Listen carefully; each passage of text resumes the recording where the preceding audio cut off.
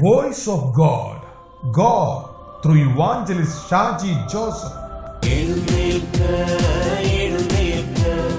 യേശുവിൻ നാമത്തിൽ ജയമുണ്ട്. യേശുവിൻ നാമത്തിൽ ജയമുണ്ട്. തോൽവിയില്ല, ഇനി തോൽവിയില്ല. തോൽവിയെ കുറിച്ചുള്ള ചിന്ത വേണ്ട. തോൽവിയില്ല, ഇനി തോൽവിയില്ല. തോൽവിയെ കുറിച്ചുള്ള ചിന്ത വേണ്ട. എന്റെ ചിന്ത ജയം മാത്രം. എന്റെ ലക്ഷ്യം ജയം മാത്രം. Welcome to the teaching ministry of evangelist Shaji Joseph. ജീവിതത്തിൽ വലിയ മാറ്റങ്ങൾ വരുത്തുന്ന ഈ ദേവജന സന്ദേശം കേൾക്കുവാനായി വിശുദ്ധ വേദപുസ്തകവും നോട്ട്ബുക്കും എടുത്തുകൊണ്ട് ഇപ്പോൾ വരിക. ഫാദേഴ്സ് ബിസിനസ് എന്ന് പറയുന്ന അനുഗ്രഹീതമായ പുതിയൊരു പുസ്തകം, പുതിയൊരു സന്ദേശം. ഇതിന്റെ പ്രൂഫ് വായിച്ച ദൈവദാസന്മാർ ചിലർ അഭിപ്രായപ്പെട്ടത് ഇത് നന്മയിലേക്കുള്ള ഒരു ആത്മീയ വിപ്ലവമായി തീരും ഈ പുസ്തകത്തിലെ സന്ദേശം എന്നാണ്. ഇത് നിങ്ങളുടെ ആത്മീയ ജീവിതത്തിന് ഒരു വഴിത്തിരിവായിരിക്കും. തീർച്ചയായും ഈ പുസ്തകത്തിലെ വചനങ്ങൾ നിങ്ങൾക്ക് ഒരു ആത്മീയ ഉണർവും ഒരു ആത്മീയ സന്തോഷവും ഒരു നവചൈതന്യവും ഉണ്ടാക്കും. ദൈവരാജ്യം അവകാശമാക്കുവാൻ ഈ പുസ്തകത്തിലെ സന്ദേശം നിങ്ങളെ സഹായിക്കും. ഒരു മനുഷ്യ ആയുസ്സിൽ ഒരു വ്യക്തിക്ക് സമ്പാദിക്കാൻ കഴിയാവുന്ന ഏറ്റവും വലിയ കാര്യം ഭവനമല്ല, കാറല്ല, പണമല്ല, ദൈവരാജ്യം അവകാശമാക്കുക എന്നുള്ളതാണ്. ഷാജി ജോസഫ് എന്ന ദൈവദാസൻ എഴുതിയിരിക്കുന്ന ജയിക്കാനായി വീണ്ടും ജനിച്ച ഈ പുസ്തകം ദൈവനാമത്തിന് വേണ്ടി റിലീസ് ചെയ്യുന്നു. വളരെ അനുഗ്രഹിക്കപ്പെട്ട ഒരു പുസ്തകം, ഒരു നല്ല ചിന്തകൻ, നല്ല എഴുത്തുകാരൻ. ഈ പുസ്തകത്തിലെ സന്ദേശം നിങ്ങളെ ദൈവരാജ്യം അവകാശമാക്കുവാൻ സഹായിക്കും. ഈ പുസ്തകം പ്രാർത്ഥനാലയത്തിന്റെ വെബ്സൈറ്റിലും പ്രധാന ബുക്ക് ഷോപ്പിലും ലഭ്യമാണ്.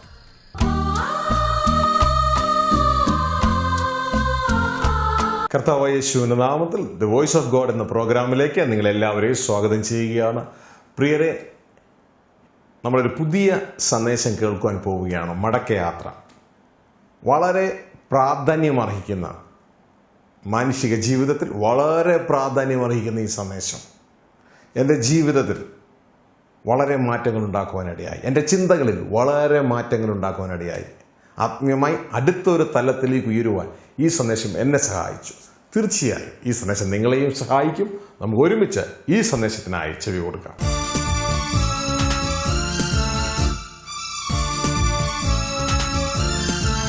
ലോകത്തിന്റെ തത്വങ്ങളും നിന്റെ സിസ്റ്റങ്ങളും ഇട്ട് കളിക്കാനുള്ള സമയമല്ല ഇത്. ഒരല്പസമയമേ ദൈവം നമുക്ക് തന്നിട്ടുള്ളൂ. ഇത് നിന്റെ പപ്പ തന്നതല്ല, ലോകത്തിലെ നിന്റെ മമ്മ തന്നതല്ല, നിന്റെ പാസ്റ്റർ തന്നതല്ല, ഇവിടുത്തെ ഗവൺമെന്റ് തന്നതല്ല. സർവശക്തനായ ദൈവം തന്ന സമയമായത്. ഈ സമയം തന്ന ദൈവം പറയാ, സമയം നീ തക്കത്തിൽ ഉപയോഗിച്ചു. എന്നിട്ട് എന്ത് ചെയ്യണോ? നിനക്കൊരു ഒറ്റ കാര്യം ഇവിടുന്ന് നേടിക്കൊണ്ട് പോകാൻ പറ്റത്തുള്ളൂ. അത് നിന്റെ ജീവൻ മാത്രമാ. വേറെ ഒന്നും നിനക്ക് ഇവിടുന്ന് കൊണ്ടുപോകാൻ പറ്റത്തില്ല. വേറെ എന്ത് നീ നേടിയാലോ സെമിത്തേരി എന്ന ഗേറ്റിന്റെ അവിടെ വെച്ച് പറയും സ്റ്റോപ്പ്.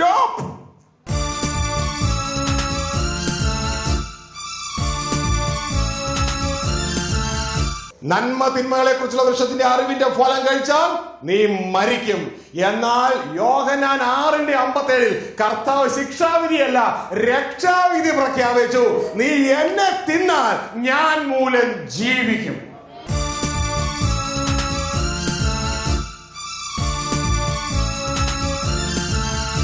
ശ്രദ്ധിക്കുക, ഒറിജിനൽ നോട്ടിന് ഇപ്പൊ 100 റിക്വയർമെന്റ് ഉണ്ടെന്ന് ചിന്തിക്കുക.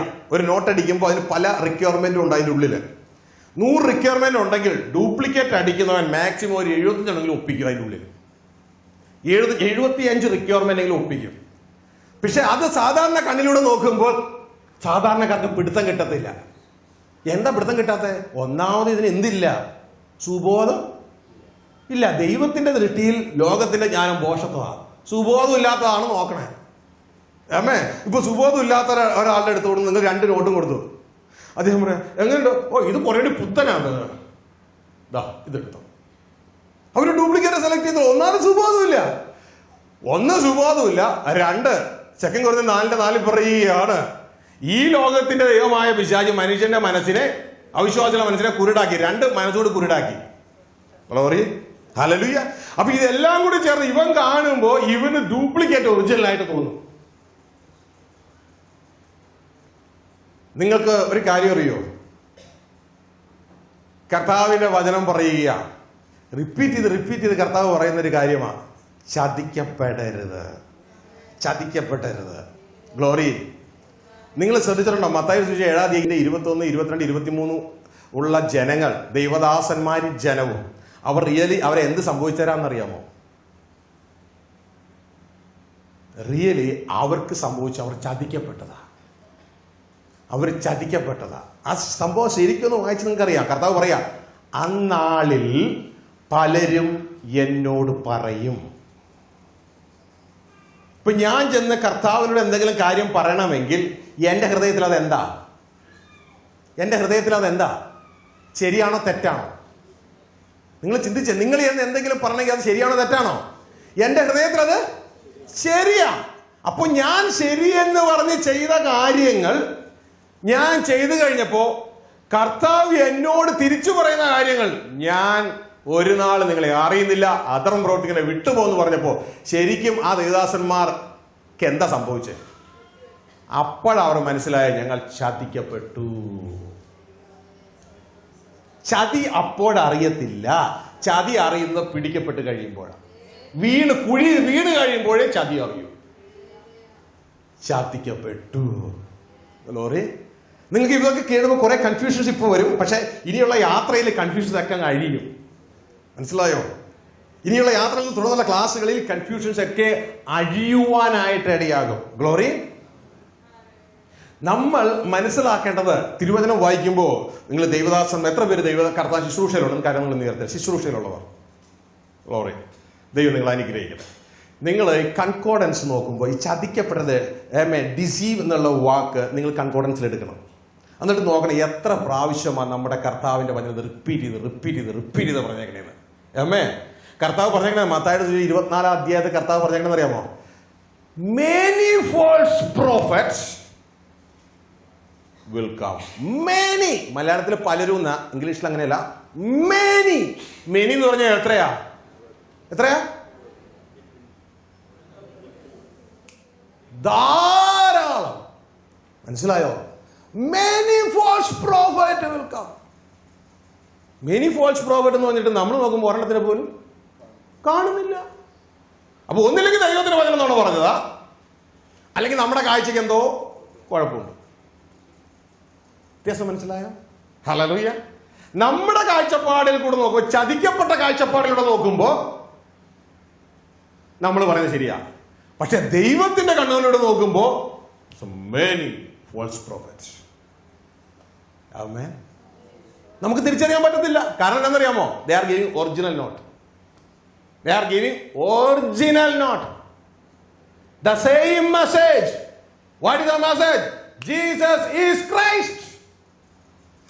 Same message. ഒരു മാറ്റവും ഇല്ല. പിന്നെ അങ്ങനെ പിടിക്കും. കർത്താവിന്റെ വചനം പറയാ,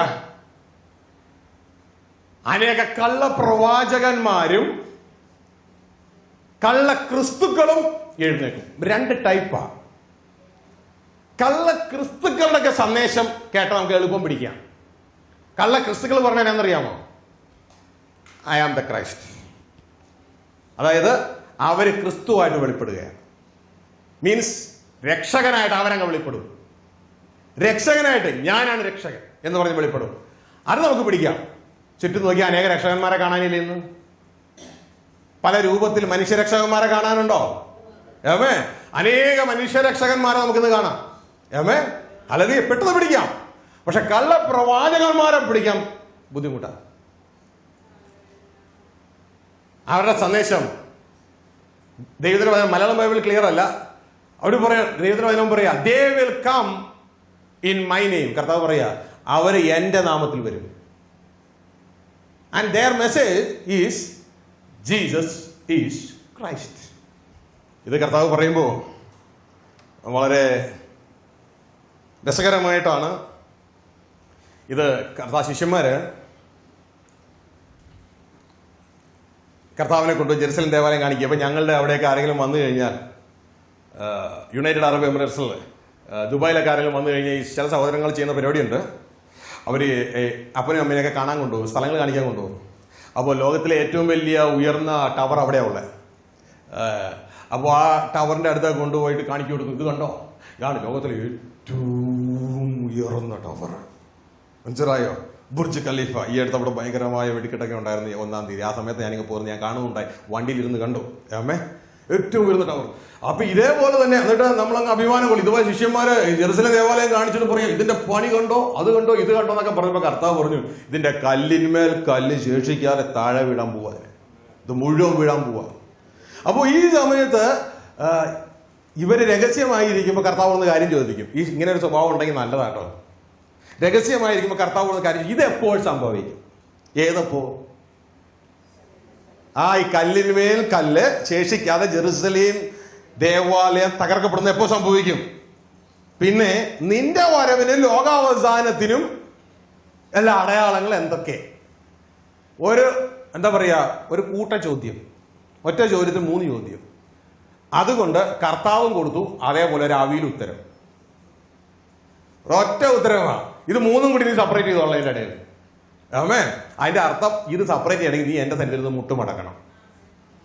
മനസ്സിലായോ? എന്റെ സന്നിധിയിൽ നിന്ന് മുട്ടുമടക്കിയാലേ നിനക്ക് ഇത് സെപ്പറേറ്റ് ചെയ്യാൻ പറ്റും. ഒരു അവിയിൽ ഉത്തരം കൊടുത്ത് 3ഉം കൂടി മിക്സ്. അപ്പോൾ പ്രിയ ദൈവത്തിന്റെ ജനമേ, നാം അവിടെ മനസ്സിലാക്കേണ്ടത് അതിന്റെ 24:3 വായിച്ചാട്ടെ. അവൻ ഒരു മലയിൽ ഇരിക്കുമ്പോൾ ആ ശിഷ്യന്മാർ തനിച്ച് അവന്റെ അടുക്കൽ വന്നു. അത് എപ്പോൾ സംഭവിക്കുമെന്നും നിന്റെ വരവിനും ലോകാവസാനത്തിനും അടയാളം എന്ത് എന്നും പറഞ്ഞു തരണം എന്ന് അപേക്ഷിച്ചു. 3 ചോദ്യം ഒരുമിച്ചാണ്. അതെപ്പോൾ സംഭവിക്കും, നിന്റെ വരവിന് ലോകാവസാനത്തിനും അടയാളം എന്ത് എന്ന് പറഞ്ഞു തരണം എന്ന് അപേക്ഷിച്ചു. ശ്രദ്ധിക്കുക, നമ്മുടെ കുഞ്ഞുങ്ങളൊക്കെ ആരെങ്കിലും എന്തെങ്കിലും ചോദിച്ചു കഴിഞ്ഞാൽ നമ്മള് ഏറ്റവും ആദ്യം പറയണത് എന്തായിരിക്കും? ഏറ്റവും ഇമ്പോർട്ടന്റ് ആയിട്ടുള്ള കാര്യമായിരിക്കും, ഏറ്റവും കുറഞ്ഞ കാര്യമായിരിക്കും? ഏറ്റവും പ്രാധാന്യമുള്ളതല്ല നമ്മൾ ഏറ്റവും ആദ്യം പറയുക. മനസ്സിലായോ? ഇതേപോലെ തന്നെ തന്റെ ശിഷ്യന്മാർ ചോദിച്ച ചോദ്യത്തിന് കർത്താവ് പറയാൻ പോകുന്നത് ഏറ്റവും പ്രാധാന്യമുള്ള ഏറ്റവും ആദ്യം. ഏമേ. ദൈവത്തിന്റെ വചനം നമുക്ക് ഇവിടെ കാണുവാനായിട്ട് കഴിയും.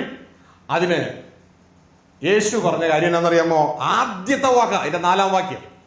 അതിന് യേശു ഉത്തരം പറഞ്ഞത്,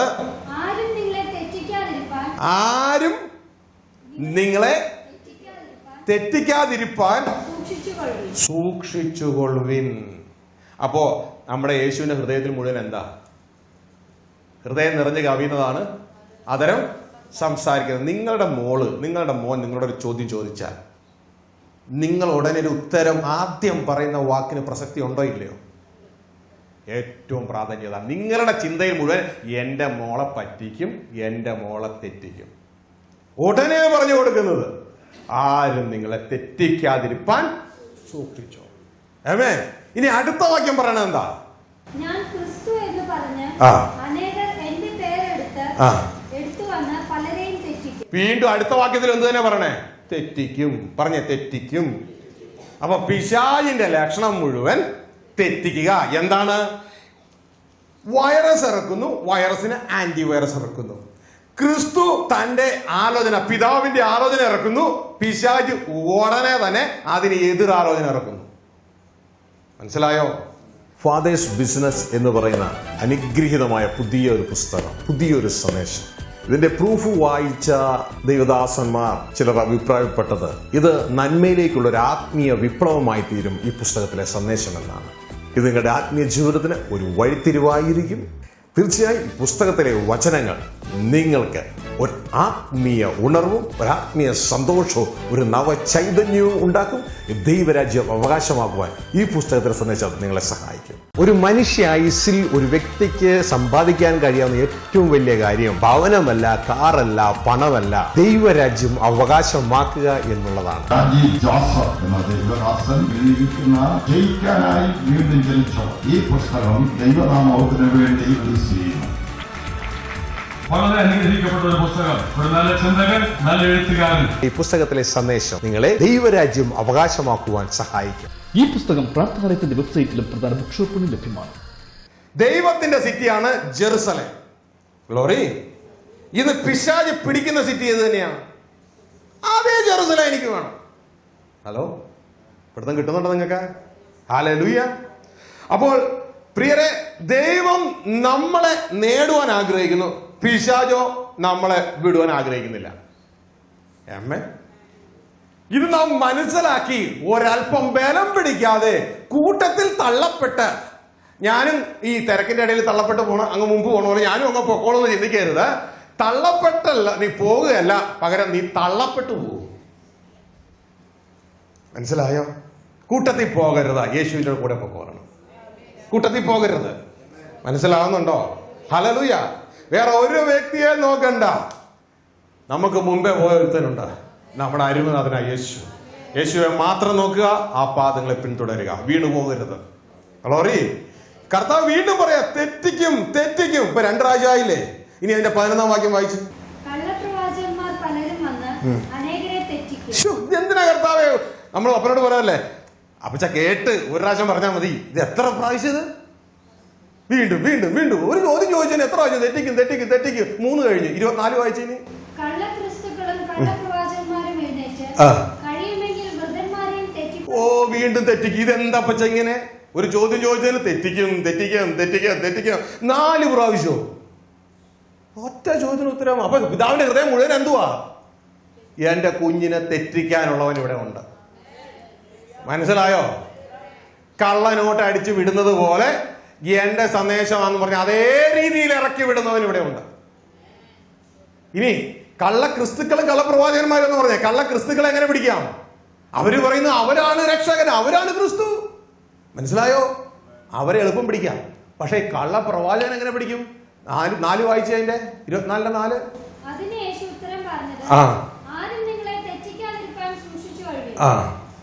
ഞാൻ ക്രിസ്തു എന്ന് പറഞ്ഞ് അനേകർ എന്റെ പേർ എടുത്തു വന്ന് പലരെയും തെറ്റിക്കും. ഈ കള്ളപ്രവാചകന്മാര് തെറ്റിക്കണത് ഞാൻ ക്രിസ്തു എന്ന പേർ പറഞ്ഞ് വന്ന് തെറ്റിക്കുമെന്ന് അവിടെ എഴുതിയിരിക്കണേ.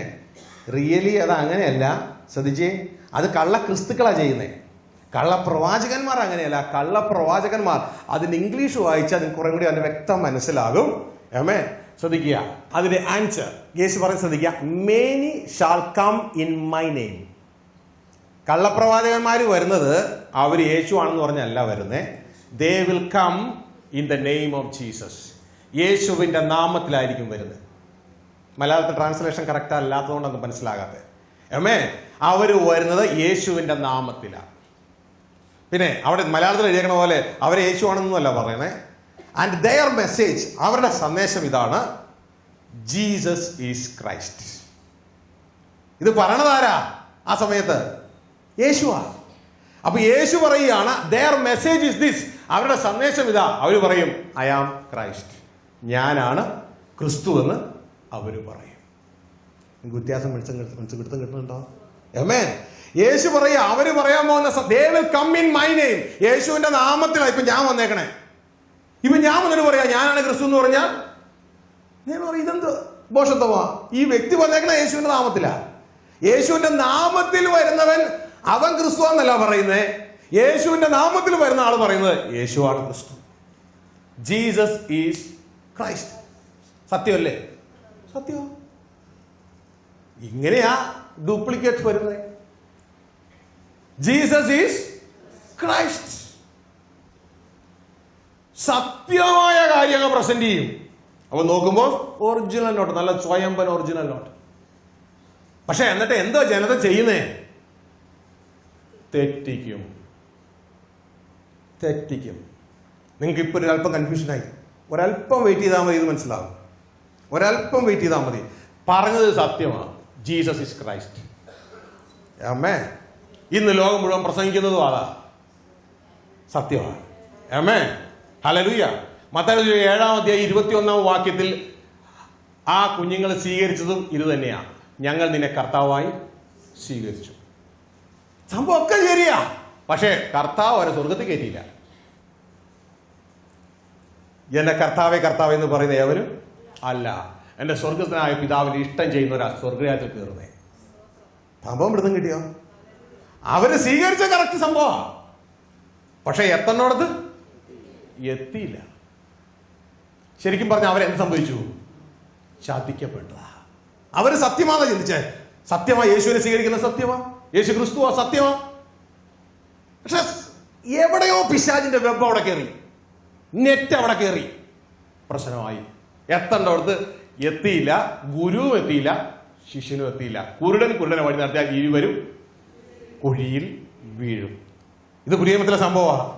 പഴയ നിയമത്തിൽ ഇന്നലെ നമ്മൾ കേട്ടില്ലേ, നിങ്ങൾ ഒരുവനെ മർദ്ദിച്ചേർക്കാൻ കാട്ടിലും കരയും ചുറ്റി സഞ്ചരിക്കുന്നു, ചേർന്ന ശേഷമോ അവനെ നിങ്ങളെക്കാൾ ഇരട്ടിച്ച നരകസന്തതിയാക്കുന്നു. അപ്പോൾ നമ്മൾ എന്താക്കുന്നു എന്നുള്ളത് വളരെ പ്രാധാന്യമുള്ള കാര്യമാണ്. അപ്പോൾ പ്രിയരെ, തുടർന്ന് നമുക്കിത് മനസ്സിലാക്കുവാനായിട്ട് ഇടയാകും. ഈ ചാപ്റ്റർ നിങ്ങൾ നന്നായിട്ടൊന്ന് വായിക്കുക.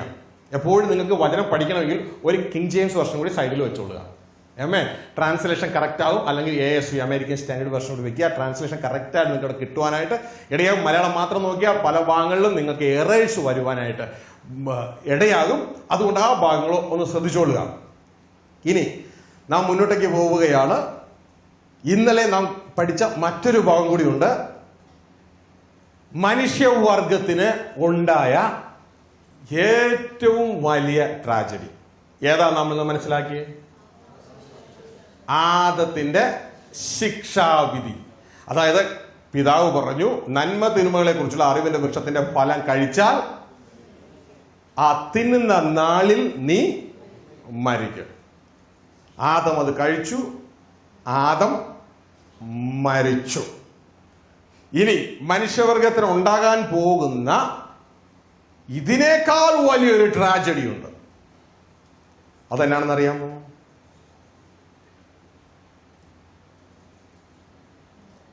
രണ്ടാം മരണം. വെളിപ്പാട് പുസ്തകം 20-ാം അധ്യായം. ആമേൻ. അതാണ് തീപ്പൊയ്ക. ശ്രദ്ധിക്കുക, അതാണ് തീപ്പൊയ്ക. രണ്ടാം മരണം എന്ന് പറഞ്ഞാൽ, നമ്മൾ നമ്മുടെ ഒരു വീട് പണിയാൻ ആഗ്രഹിച്ചാൽ നമ്മൾ ആദ്യം കെട്ടുന്നത് 3-ാം നിലയാണോ 4-ാം നിലയാണോ 2-ാം നിലയാണോ? ഞാൻ പറഞ്ഞു തെറ്റിപ്പോയി അല്ലേ? നമ്മൾ ആദ്യം കെട്ടുന്നത് 1-ാം നിലയാ, ഗ്രൗണ്ട് ഫ്ലോറാ. ശരിയല്ലേ? അപ്പോ വെളിപ്പാട് പുസ്തകം 20-ാം അധ്യായത്തിൽ ഒരു രണ്ടാം മരണത്തെ കുറിച്ച് പറയുന്നു. തീപ്പൊയ്കയിലേക്ക് എടുത്തെറിയുന്ന ഒരു മരണത്തെ കുറിച്ച് പറയുന്നു. ആമേ. ആ ഭാഗം നമുക്കൊന്ന് വായിക്കാം. അതിന്റെ 11 മുതൽ വായിച്ചോളൂ. ഞാൻ വലിയൊരു വെള്ളസിംഹാസനവും അതിലൊരുത്തൻ ഇരിക്കുന്നതും കണ്ടു. അവന്റെ സന്നിധിയിൽ നിന്ന് ആകാശവും ഭൂമിയും ഓടിപ്പോയി, അവയെ പിന്നെ കണ്ടില്ല. മരിച്ചവർ ആപാലവൃത്തം സിംഹാസനത്തിന് മുമ്പിൽ നിൽക്കുന്നതും കണ്ടു. പുസ്തകങ്ങൾ തുറന്നു, ജീവന്റെ പുസ്തകം എന്ന മറ്റൊരു പുസ്തകവും തുറന്നു. പുസ്തകങ്ങളിൽ എഴുതിയിരിക്കുന്നതിന് ഒത്തവണ്ണം മരിച്ചവർക്ക് അവരുടെ പ്രവൃത്തികൾക്കടുത്ത ന്യായവിധി ഉണ്ടായി. സമുദ്രം തന്നിലുള്ള മരിച്ചവരെ ഏൽപ്പിച്ചു കൊടുത്തു, മരണവും പാതാളവും തങ്ങളിലുള്ള മരിച്ചവരെ ഏൽപ്പിച്ചു കൊടുത്തു. ഓരോരുത്തരിന് അവനവന്റെ പ്രവൃത്തികൾക്കടുത്ത വിധി ഉണ്ടായി. മരണത്തെയും പാതാളത്തെയും തീപ്പൊയ്കയിൽ തള്ളിയിട്ടു. ഈ തീപ്പൊയ്ക രണ്ടാമത്തെ മരണം. ഈ തീപ്പൊയ്ക രണ്ടാമത്തെ മരണം. ശ്രദ്ധിക്കുക, ഈ കാണുന്നതാണ് തീപ്പൊയ്ക. തീപ്പൊയ്കയിലേക്ക് മനുഷ്യനെ തള്ളുന്നതാണ് രണ്ടാം മരണം. രണ്ടാം മരണത്തിന് യോഗ്യത വേണം. യോഗ്യത ഇല്ലാത്തവരൊന്നും രണ്ടാം മരണത്തിലേക്ക് അയക്കത്തില്ല. നിങ്ങൾ വെച്ചിരിക്കണേ, രണ്ടാം നില കെട്ടണമെങ്കിൽ അതിനൊരു യോഗ്യത വേണം. എന്താ ദിവസം രണ്ടാം നില കെട്ടണമെങ്കിലുള്ള യോഗ്യത? 1-ാം നില കെട്ടണം. മനസ്സിലായോ? രണ്ടാം നില കെട്ടണമെങ്കിൽ അതിനു മുമ്പ് 1-ാം നില കെട്ടണം. അപ്പോൾ രണ്ടാം മരണത്തിന് ആരൊക്കെ യോഗ്യരെന്ന് പറഞ്ഞാൽ 1-ാം നില കെട്ടിയവരാണ് രണ്ടാം നിലയ്ക്ക് കെട്ടാൻ പറ്റുള്ളൂ. എങ്കിൽ രണ്ടാം മരണത്തിന് യോഗ്യരെന്ന് പറയുന്നത് 1-ാം മരണം ഫിനിഷ് ചെയ്തവരാണ്. 1-ാം നില ഫിനിഷ് ചെയ്താൽ മാത്രമേ രണ്ടാം നില കെട്ടാൻ പറ്റത്തുള്ളൂ. ഇതുപോലെ 1-ാം മരണം ഫിനിഷ് ആയാലേ രണ്ടാം മരണത്തിൽ പോകാൻ പറ്റത്തുള്ളൂ. പിടുത്തം കിട്ടിയോ? രണ്ടാം മരണം ഉണ്ടെങ്കിൽ 1-ാം മരണം ഉണ്ടെന്നേ. ആമേൻ. ഹല്ലേലൂയ. ഒരു ഉയർപ്പുണ്ടെങ്കിൽ അതിനു മുമ്പ് ഒരു മരണം ഉണ്ടെന്നേ. ഇതൊക്കെ ഒന്ന് ചിന്തിക്കേ. ദൈവമേ, എനിക്ക് അതിനുള്ള ബുദ്ധിതാ എന്ന് പറഞ്ഞ ദൈവത്തോട് കർത്താവ് തരും. ആമേൻ. ഹല്ലേലൂയ. മനുഷ്യവർഗം മുഴുവൻ ശിക്ഷാവിധി യാത്രയെ നടന്നുകൊണ്ടിരിക്കുക. ഇന്ന് മനുഷ്യന് ഇത് അറിഞ്ഞുകൂടാ. ഇതൊന്ന് മനസ്സിലായാൽ ഇന്ന് ലോകത്ത് വലിയ തർക്കം നടക്കുക. റോമ 8:1. ക്രിസ്തുയേശുള്ളവർക്ക് ഒരു ശിക്ഷാവിധിയുമില്ല. ഇത് എന്താ സംഭവം എന്ന് അറിയാൻ പാടില്ലാത്തതുകൊണ്ട് തർക്കിക്കുക. ഇതൊന്ന് മനസ്സിലായാൽ പിന്നെ ആ തർക്കം അതോടുകൂടി തീരും. മനുഷ്യവർഗത്തിനുണ്ടായ ഏറ്റവും വലിയ ട്രാജഡി ഇനി വരാൻ പോകുന്ന അവനവൻ ശരീരത്തിൽ ഇരിക്കുമ്പോൾ ചെയ്ത് നന്മയായാലും തിന്മയായാലോ അതിന് തക്കവണ്ണം നാം പ്രാപിക്കണം എന്നുള്ള ക്രിസ്തുവിന്റെ ന്യായാസനത്തിന് മുമ്പ് നിൽക്കുന്നതല്ല. ഏറ്റവും വലിയ ട്രാജഡി സംഭവിച്ചിരിക്കുന്നത് ഉൽപ്പത്തി 2:17 നന്മ തിന്മകളെ കുറിച്ചുള്ള വൃക്ഷത്തിലെ അറിവിന്റെ ഫലം തിന്നുന്ന നാളിൽ നീ മരിക്കും. ആദം അത് കഴിച്ചു. ആ ശിക്ഷാവിധി ആദത്തിന്റെ മേൽ വന്നു, ആദത്തിന്റെ തലമുറയുടെ മേൽ വന്നു, നമ്മുടെ മേൽ വന്നു.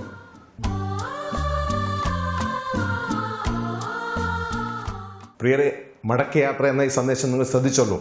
ഇതിൻ്റെ തുടർന്നുള്ള ഭാഗങ്ങൾ അടുത്ത ആഴ്ച മുതൽ ഇതേ ചാനലിൽ കടന്നു വരുവാനായിട്ട് ഇടയാകും. നിങ്ങൾ ആരും ഇത് മിസ് ചെയ്യരുത്.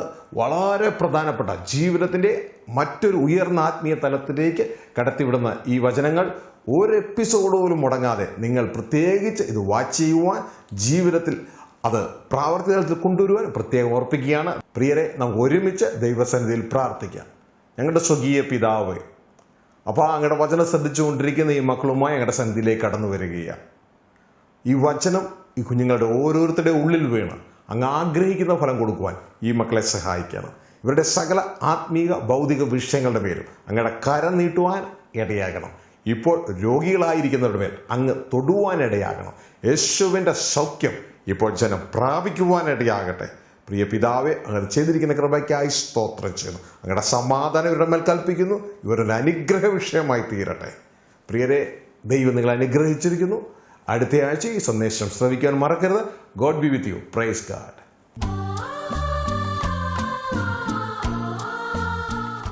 ഈ എപ്പിസോഡിന്റെ അല്ല എങ്കിൽ ഈ സന്ദേശത്തിന്റെ മുഴുവൻ സീഡിയോ DVDയോ വാങ്ങുവാൻ താല്പര്യമുള്ളവർ കേരളത്തിലോ ഗൾഫിലോ ഉള്ള താഴെ പറയുന്ന സ്ക്രീനിൽ കാണുന്ന നമ്പറുമായി ബന്ധപ്പെടുക. ദുഃഖിതരെ ആശ്വസിപ്പിക്കുന്ന ദൈവവചന ശുശ്രൂഷ പ്രാർത്ഥനാലയം ഗോസ്ബൽ സെന്ററിൽ എല്ലാ മാസവും ആദ്യ തിങ്കളാഴ്ച മുതൽ ശനിയാഴ്ച വരെ.